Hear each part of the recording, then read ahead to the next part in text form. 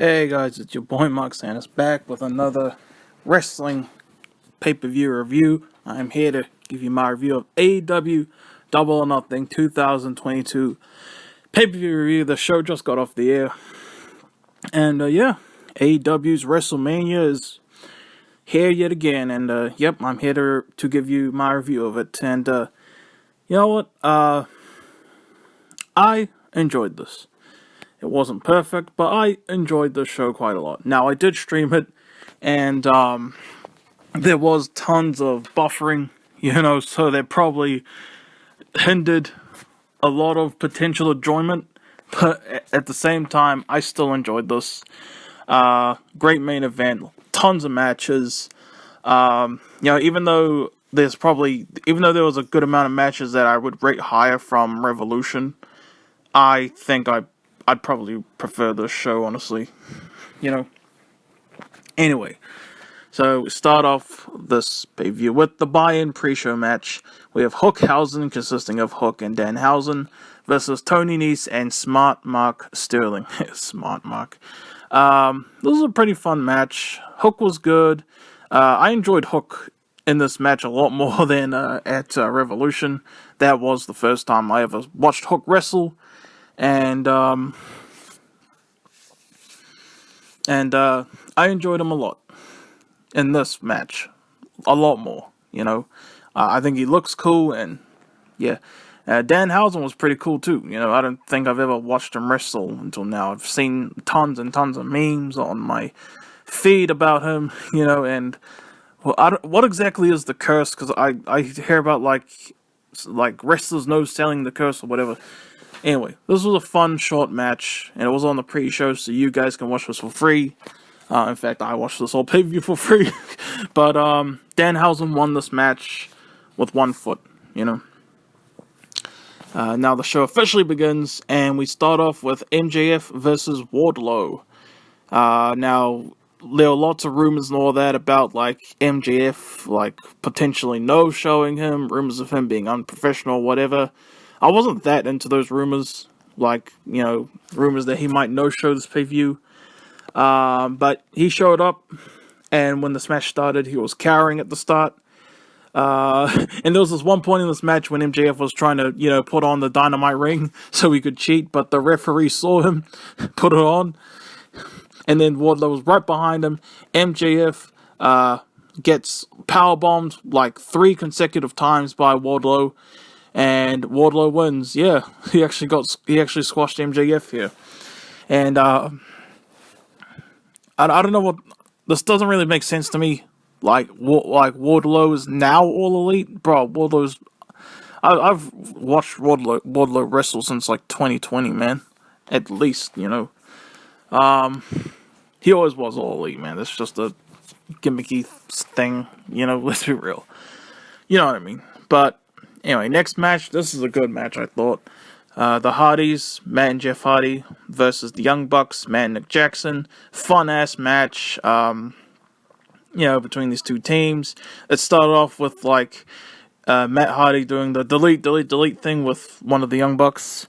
Honestly, this match might have had, my favorite Swanton Bomb I might have ever seen, honestly. My favorite one. Jeff Hardy, one of the Young Bucks was on the steps, and Jeff Hardy did the Swanton Bomb onto those steps, and that looks so brutal, man, and beautiful. Wow. And also, this match might have had my favorite Twist of Fate ever. Matt Hardy did the Twist of Fate, and it was the guy's head pile drived down into the ground. That was badass. The Hardys win. Awesome. I think they won after Jeff Hardy did a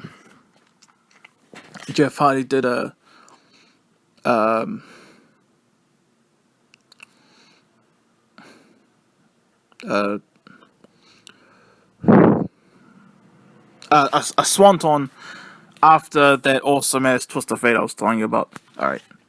Jeff Hardy did a pretty cool whisper in the wind in this match too. Alright. Next up, we have the AEW TBS Championship Match. Jade Cargill defending against Anna Jay. And Anna Jay is actually just 2 months older than me, which is really cool. We're the same age, born the same year. But yeah. I remember there was some stuff in this match I enjoyed, but it was another kind of like squash match, I think.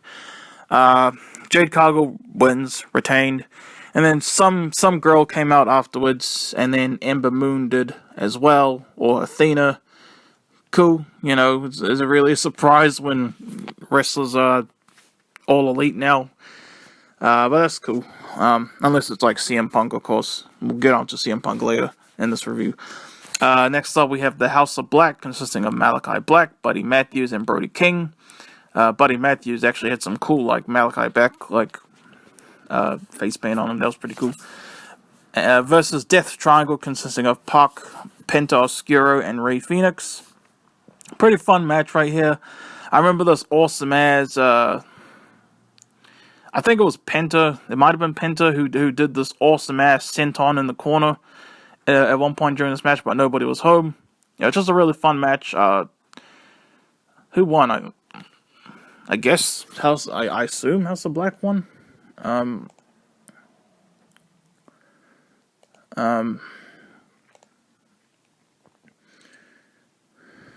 Yes, they did. Cool.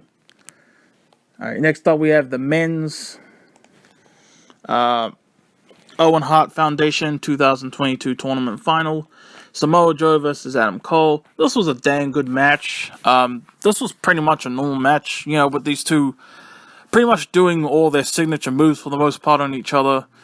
Bobby Fish interfered in this match on Adam Cole's behalf, because of course he did. And Adam Cole actually won this. I was rooting for Samoa Joe, but whatever. And a Shawn Michaels guy won a tournament based on Bret Hart's brother. Can't make that up, man. But congrats to Adam Cole. Even though I was rooting for Joe, but it is what it is. I guess because Samoa Joe was the ROH World Champion or Pure Champion, whatever. But still cool. And I figured that Britt Baker was going to win the women's one of this when Adam Cole won this match. Just to have that gimmicky boyfriend-girlfriend thing, winning the same tournament and all that, you know what I mean? But anyway. Speaking of which, next match after that, the women's Owen Hart Foundation 2022 tournament final. Dr. Britt Baker, D.M.D. versus Ruby Soho. I wasn't really watching this. I wasn't really paying attention, to be honest. It was buffering like crazy during this match. But like I said, I figured Britt was going to win since Adam Cole did. And pretty gimmicky to have, them both win the same tournament, And then afterwards, Martha Hart, yes, Owen Hart's widow, came out and gave a speech afterward. It was actually really nice, thanking the fans, thanking the foundation, thanking, AEW. And there were these beautiful bouts that Adam Cole and Britt Baker were given. And Adam Cole hugged Martha Hart, and there was a thing saying, and I remember I heard Adam Cole saying, "Thank you so much." That was actually really nice. And those are beautiful bouts. I would love it if they sold replicas of those belts, honestly. Those were really awesome belts, man. And, yeah, that was nice. And next up, we have the 6-person mixed tag team match. We have the American Top Team, consisting of AEW TNT Champion Scorpio Skies.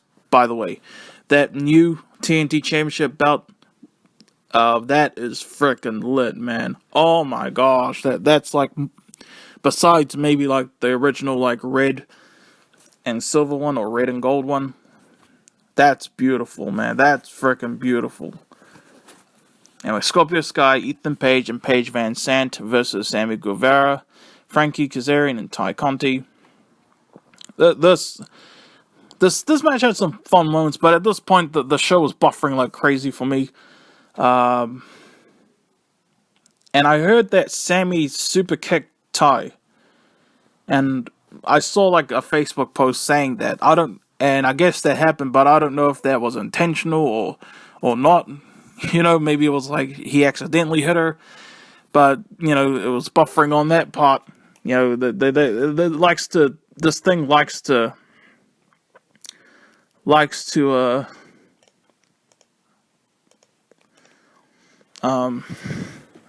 buffer at crucial moments, but yeah, American Top Team won, awesome. And according to Wikipedia, neither Kazarian nor Guevara are allowed to challenge for the TNT Championship as long as Sky is champion. Cool. Also, there was really cool, move that Kazarian did to, I think, Scorpio Sky.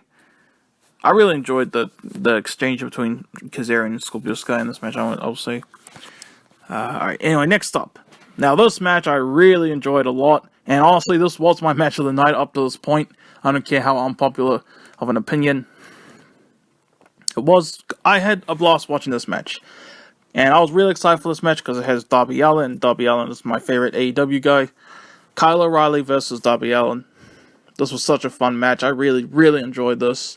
There was this awesome-ass spot. Even though I'm rooting for Darby Allin, of course, Kyle O'Reilly caught Darby Allin in the middle of his suicide dive into a guillotine. That was badass, man. And fought in the ring some more. Kyle O'Reilly did something, and then, unfortunately for me, Kyle O'Reilly won. I was... whatever. Darby Allin's been kind of on a losing streak on pay-per-views, I've noticed. It seems like. Unless I'm remembering it wrong. Apologies if I am, but... Next up, we have the AEW Women's World Championship match. We have Thunder Rosa defending against Serena Deeb. Again, I was rooting for Serena Deeb. But, this was a dang good match, too. I really, really enjoyed this. A lot of back and forth. Some big moments, finishes and all that. And Thunder Rosa retained. But it was a dang good match. I really enjoyed that, actually. Despite the person I was rooting for not winning. Anyway. Next up we have the Anarchy in the Arena match. Basically, this feels like the replacement for the Stadium Stampede match. Anyway, this match, by that title, is exactly what you'd think. And this is the first time, actually, that Chris Jericho has not main evented an AEW Double or Nothing pay-per-view.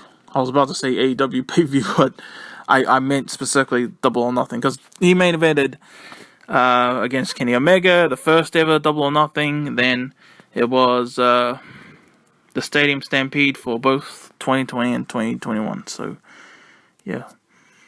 And, this match, it was the Jericho Appreciation Society, who I was rooting for, consisting of Chris Jericho, Matt Menard, Angelo Parker, Daniel Garcia, and Jake Hager, versus Eddie Kingston, Santana, Ortiz, and the Blackpool Combat Club, consisting of Bryan Danielson and Jon Moxley. There was lots of blood on this one guy that Eddie Kingston was facing in this match. There was a really awesome pile driver onto steps in this match. Walls of Jericho. Chris Jericho did the Walls of Jericho onto Jon Moxley on top of a table. That was pretty cool. And the table broke. that was pretty cool. Obviously, that was unintentional. And this is the second time I've reviewed an AEW Moxley versus Jericho match. The first being Revolution 2020, of course. Freaking Eddie Kingston came out with all bloody as and all that with gasoline. He's crazy. He pours that gasoline onto Chris Jericho. Chris Jericho did the Judas effect on Eddie Kingston. That was a really awesome moment, actually, especially with the way Kingston flopped into the ring and all that. And some awesome stuff between Bryan and Jericho and I think Jake Hager. But yeah, I'll criticize AEW for endless kickouts. I love matches with tons of finishes and tons of kickouts, by the way. But I would criticize it because of how, not criticizing AEW necessarily, but freaking Marks, man, who will talk crap about John Cena matches for having endless kickouts when AEW does it way worse. honestly. And way more. And I'll criticize him for endless kickouts, but when Chris Jericho kicked out of Bryan Danielson's chair-assisted running knee, that was badass. And I heard Bryan say, I'm gonna kick his fucking head in. And then they destroyed the ring, and all that, and then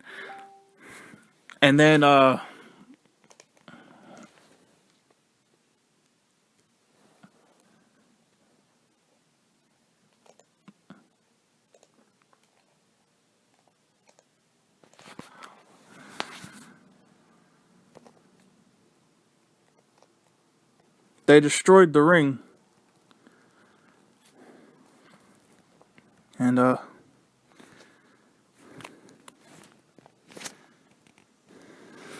as I was saying, they destroyed the ring, and then it's hard to explain, in words, but they, Chris Jericho, he did the walls of Jericho to Bryan, and then someone else was, choking Bryan at the same time, and then Bryan passed out, and thankfully, Jericho Society won. A lot of people liked this match more than me. It was a fun match. I don't think it was, amazing or anything, but I would love it if they fought outside of the arena and in the concession stand area more. That stuff really gets me going in these type of matches. But still a fun match. I'm so glad Jericho Appreciation Society won. Anyway, next match we have the 3-way tag team match for the AEW World Championship. Jungle Boy and Luchasaurus defending against Team Taz, consisting of Ricky Starks and Powerhouse Hobbs, and Keith Lee and Swerve Strickland. I really enjoyed Ricky Starks in this match, actually. He was really dope. This was another fun tag team match, just what you'd expect, and Jungle Boy and Luchasaurus retained, actually. But now we go into the main event. The AEW World Championship Match, Hangman Adam Page defending against CM Punk.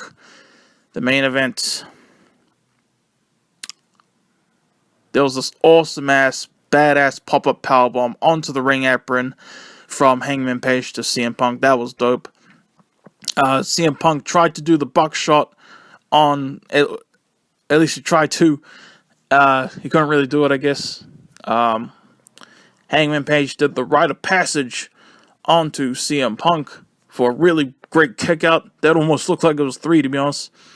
Adam Page did the GTS. Yep, Page did the GTS onto CM Punk, who kicked out. And there was this one part of the match when Adam Page tossed CM Punk onto the table on the outside, and then he grabbed his title, and he was preaching this belongs to me, and you'll never have this, and I'm the champion and all that. And then they went back into the ring. CM Punk, I think he hit the GTS, but at the same time he knocked the referee down by mistake. Then Adam Page got back up, did some stuff, and then Adam Page was going to hit CM Punk with the title, but then he decided not to. Very reminiscent to me of Bret Hart versus Roddy Piper from WrestleMania 8. When Roddy Piper got the ring bell, he was going to hit Bret Hart with it, but decided not to. Then he decided he was going to go for the buckshot, and instead CM Punk hit him with the GTS again, or maybe it was the first time. Yeah, I'm a little bit confused on how many GTSs there were exactly in this match, but Punk certainly hit the GTS for the 1, 2, 3.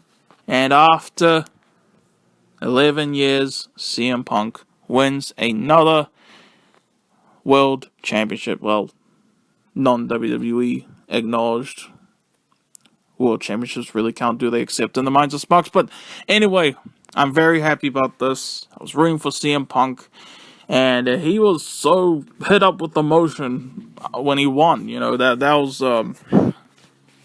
was just... It's nice to see that, CM Punk, 5th ever AEW World Champion. Imagine telling someone this in 2019. For real.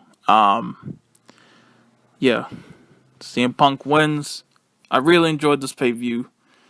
I really enjoyed that main event. That main event's probably my favorite match of the night, if I'm being honest. And, honestly, I've only seen, like, the matches, like, on these pay-per-views from CM Punk and AEW. And this is probably my favorite match of his in AEW so far, you know. But, yep. That was my review of AEW Double or Nothing 2022. I hope you guys enjoyed. I certainly enjoyed doing this review, and yeah, I'm your boy Mark Sanders, and have a good one. We'll see you guys later. Peace out, y'all.